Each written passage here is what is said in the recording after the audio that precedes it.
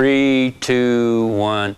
Hi everybody and welcome to Catio BoB. Today we're going to talk about cutting mesh, particularly this kind of mesh right here. This stuff here is 14 gauge, welded before galvanized, or galvanized after welding, whichever you want to say.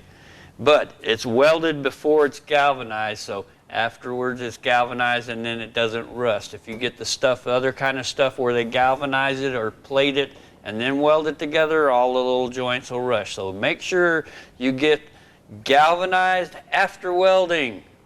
Okay, now this stuff here is 14 gauge wire, pretty heavy duty wire, so it's going to take some effort to cut it. Well, most people will use these type pliers right here.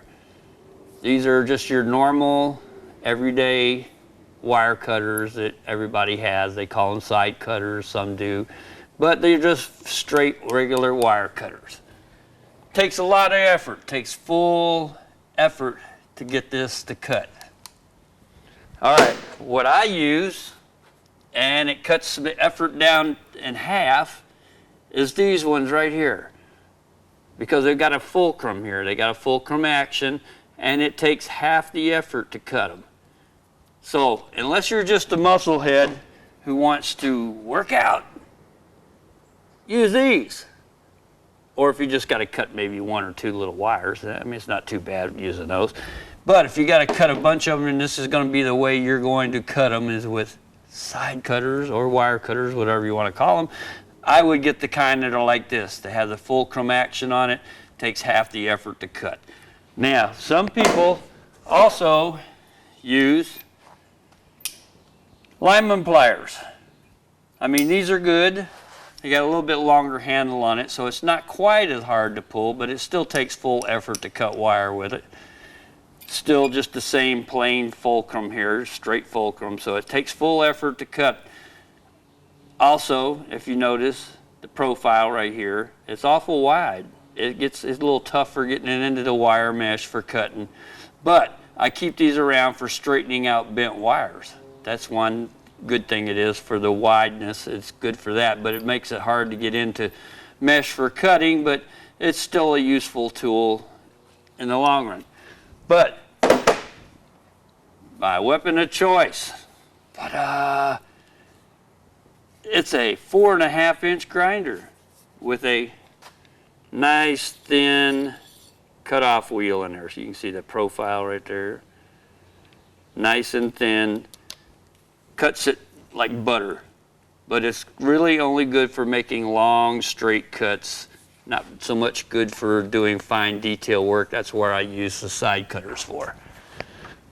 But when you're using that grinder, 4.5 inch grinder, make sure you use face shield and a face mask, dust mask. Make sure you use a dust mask because that stuff throws off all kinds of nasty junk.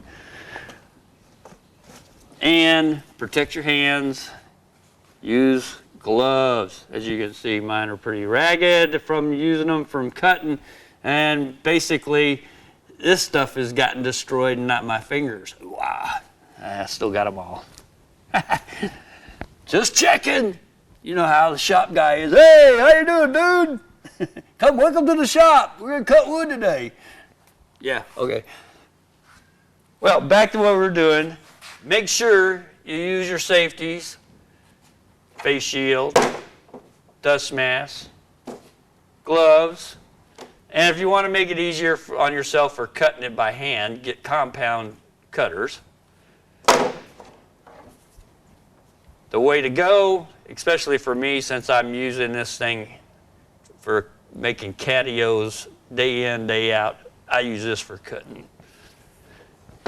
And there you have it. That's what we use here at Catio BoB for cutting the wire mesh. So make it easier on yourself.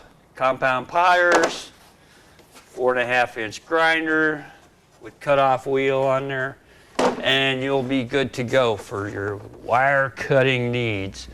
And that's it for today. See you later. Catio BoB, we're out of here.